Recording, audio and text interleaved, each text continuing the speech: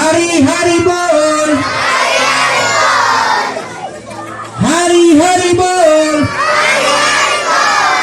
Hari-hari bol! Haribol! Alright, so ang ibig sabihin lamang ng Haribol is praise the Lord. Alright, so syempre pag may blessing, di ba, nagpapasalamat tayo?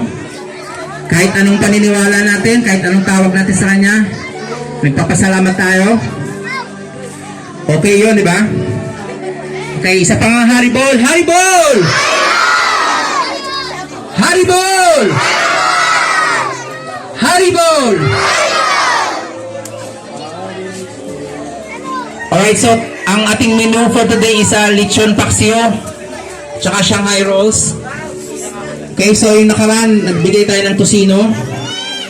Okay, so ngayon para maiba naman, magta-try tayo ng lechon paksiw. Sana magustuhan natin. At saka yung Shanghai, syempre may kanin din. Okay, ito po ay walang karne, no? So, plant-based to. Ito yung mga nauso ngayon. Alright, so habang tayo nagpe-prepare ng ating Shanghai, meron akong gustong i-share sa inyo dito. Nakikita ba natin? Okay, so ito yung mga mantra kung tawagin. Okay? So yung mantra, ito yung mga kombinasyon ng pangalan ng Diyos. Okay, so isa lang ang Diyos. Marami lang siyang pangalan. Okay ba yan? Okay, so ito isa sa mga pangalan niya.